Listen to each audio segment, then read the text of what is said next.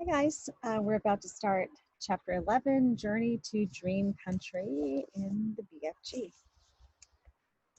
After the mad Frobscottle party was over, Sophie settled herself again on top of the enormous table. "You is feeling better now?"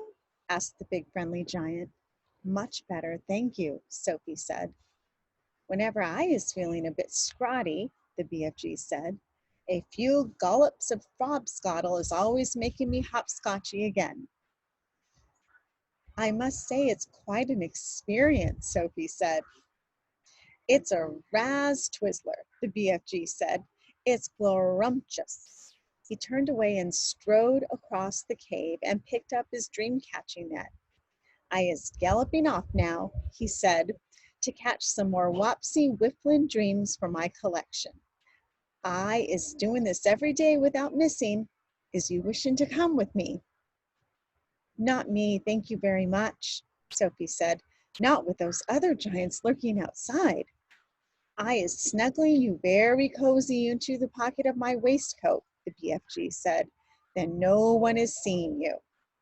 Before Sophie could protest, he had picked her up off the table and popped her into the waistcoat pocket. There was plenty of room in there. "Is you wishing for a little hole to peep out from?" he asked her. "There's one here already," she said.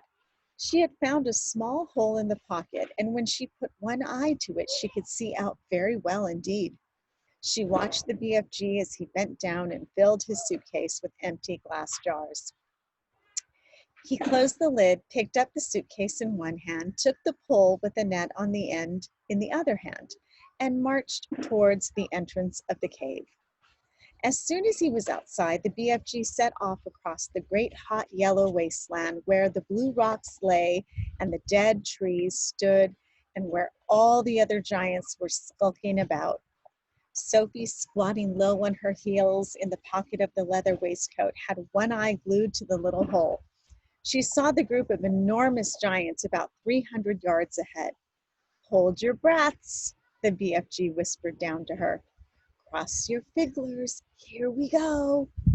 We is going right past all these other giants. Is you seeing that whopping great one, the one nearest to us?" "I see him," Sophie whispered back, quivering. "That is the horriblest of them all, and the biggest of them all. He is called the flesh lump eating giant." "I don't want to hear about him," Sophie said. "He is 54 feet high," the BFG said softly as he jogged along, "and he is swallowing human beings like they is sugar lumps, 2 or 3 at a time." "You're making me nervous," Sophie said. "I was nervous myself," the BFG whispered. "I always gets as jumpsy as a jog hopper when the flesh lump eating giant is around." "Keep away from him," Sophie pleaded. "Not possible," the BFG answered. "He is galloping easily 2 times as quickly as me." "Shall we turn back?" Sophie said. "Turning back is worse," the BFG said. "If they is seen me running away, they is all giving chase and throwing rocks." "They would never eat you, though, would they?" Sophie asked. "Giants is never guzzling other giants," the BFG said. "They is fighting and squirreling a lot with each other, but they ain't never guzzling. Human beings is more tasty to them." The giants had already spotted the BFG, and all heads were turned, watching him as he jogged forward. He was aiming to pass well to the right of the group. Through her little peephole, Sophie saw the flesh lump eating giant moving over to intercept them. He didn't hurry. He just looped over casually to a point where the BFG would have to pass. The others loped after him. Sophie counted 9 of them all together, and she recognized the blood bottler in the middle of them. They were bored. They had nothing to do until nightfall. There was an air of menace about them as they loped slowly across the plain with long, lolloping strides, heading for the BFG. "Here comes the runty one," boomed the flesh lump eater. "Ho, ho there, runty one, where is you slatch-winkling away to in such a hefty hurry?" He shot out an enormous arm and grabbed the BFG by the hair. The BFG didn't struggle. He simply stopped and stood quiet still and said, "Be so kind as to be letting go of my hair, Flesh Lump Eater." The Flesh Lump Eater released him and stepped back a pace. The other giants stood around, waiting for the fun to start. "Now then, you little grob squiffler," boomed the Flesh Lump Eater, "we is all of us wanting to know where you is galloping off to every day in the daytime. Nobody ought to be galloping off to anywhere until it is getting dark. The human beings could easily be spotting you and starting a giant hunt, and we is not wanting that to happen, is we not?" "We is not," shouted the other giants. "Go back to your cave, runty one." "I is not galloping to any human being country," the BFG said. "I is going to other places." "I is thinking," said the Flesh Lump Eater, "that you is catching human beings and keeping them as pets." "Right you is," cried the Blood Bottler. "Just now I is hearing him chittering away to one of them in his cave." "You is welcome to go and search my cave from frack to bunt," the BFG answered. "You can go looking into every crook and nanny. There is no human beans or stringy beans or runner beans or jelly beans or any other beans in there." Sophie crouched still as a mouse inside the BFG's pocket. She hardly dared breathe. She was terrified she might sneeze. The slightest sound or movement would give her away. Through the tiny peephole, she watched the giants clustering around the poor BFG. How revolting they were. All of them had piggy little eyes and enormous mouths. When the flesh lump eater was speaking, she got a glimpse of his tongue. It was jet black, like a slab of black steak. Every one of them was more than twice as tall as the BFG. Suddenly, the Flesh Lump Eater shot out two enormous hands and grabbed the BFG round the waist. He tossed him high in the air and shouted, "Catch him, man-hugger!" The man-hugger caught him. The other giants spread out quickly in a large circle, each giant about 20 yards from his neighbor, preparing for the game they were going to play. Now the man-hugger threw the BFG high and far, shouting, "Catch him, Bone Cruncher!" The Bone Cruncher ran forward and caught the tumbling BFG and immediately swung him up again. "Catch him, Child Chewer!" he shouted. And so it went on. The giants were playing ball with the BFG, vying with each other to see who could throw him the highest. Sophie dug her nails into the sides of the pocket, trying to prevent herself from tumbling out when she was upside down. She felt as though she were in a barrel going over the Niagara Falls. And all the time there was the fearful danger that one of the giants would fail to catch the BFG and he would go crashing to the ground. "Catch him, Meat Dripper! Catch him, Gizzard Gulper! Catch him, Maid Masher! Catch him, Blood Bottler! Catch him, catch him, catch him!" In the end, they got bored with this game. They dumped the poor BFG on the ground. He was dazed and shattered. They gave him a few kicks and shouted, "Run, you little runt! Let us be seen how fast you is galloping." The BFG ran. What else could he do? The giants picked up rocks and hurled them after him. He managed to dodge them. "Ruddy little runt," they shouted, "trudgy little twit, shrively little shrimp, mucky little midget, scwaggy little squib, grobbly little grub." At last the BFG got clear of them all. In another couple of minutes, the pack of giants was out of sight over the horizon. Sophie popped her head up from the pocket. "I didn't like that," she said. "Phew," said the BFG. "Phew and far between. They was in a nasty crotchin' mood today, was they not? I is so sorry you was having such a whirligig time." "No worse than you," Sophie said. "Would they ever really hurt you?" "I isn't ever trusting them," the BFG said. "How do they actually catch the humans they eat?" Sophie asked. "They is usually just sticking an arm through the bedroom window and snitching them from their beds," the BFG said. "Like you did to me?"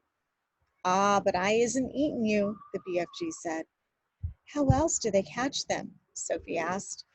"Sometimes the BFG said. They is swimmelin' in from the sea like fishies, with only their heads showing above the water, and then out comes a big hairy hand and grabbles someone off the beach.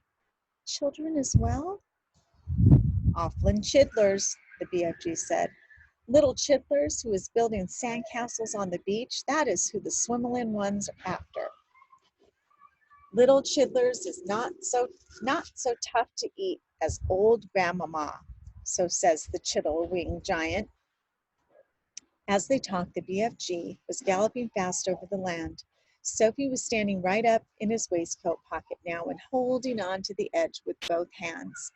Her head and shoulders were in the open and the wind was blowing in her hair. How else do they catch people, she asked. All of them is having their own special ways of catching human being, the BFG said. The meat-dripping giant is preferring to pretend he is a big tree growing in the park. He is standing in the park in the dusky evening, and he is holding great big branches over his head. And there he is waiting until some happy families come in to have a picnic under the spreading tree. The meat-dripping giant is watching them as they lay out their little picnic. But in the end, it is the meat dripper who is having the picnic. It's too awful, cried Sophie. The gizzard-gulping giant is a city lover, the BFG went on. The gizzard gulper is lying high up between the roofs of houses in the big cities. He is lying there, snuggy as a sniggler, and watching the human beings walking on the street below. And when he sees one that looks like it has a wopsy good flavor, he grabs it. He is simply reaching down and snitching it off the street like a monkey taking a nut. He says it is nice to be able to pick and choose what you was having for your supper. He says it is like choosing from a menu. Don't people see him doing it? Sophie asked. Never as they seen him. Do not forget it is dusky dark at this time. Also, the gizzard gulper has a very fast arm. His arm is going up and down quicker and than squinkers. But if all those people are disappearing every night, surely there's some sort of an outcry, Sophie said. The world is a whopping big place, the BFG said. It has 100 different countries. The giants is clever. They is careful not to be skid-diddling off to the same country too often. They is always switch-fiddling around. Even so, Sophie said. Do not forget, the BFG said, that human beings is disappearing everywhere all the time, even without the giants is guzzling them up. Human beings is killing each other much quicker than the giants is doing it. But they don't eat each other, Sophie said. Giants isn't eating each other either, the BFG said, nor is giants killing each other. Giants is not very lovely, but they is not killing each other, nor is crocodile-dillies killing other crocodile-dillies, nor is pussycats killing pussycats. They kill mice, Sophie said. Ah, but they is not killing their own kind, the BFG said.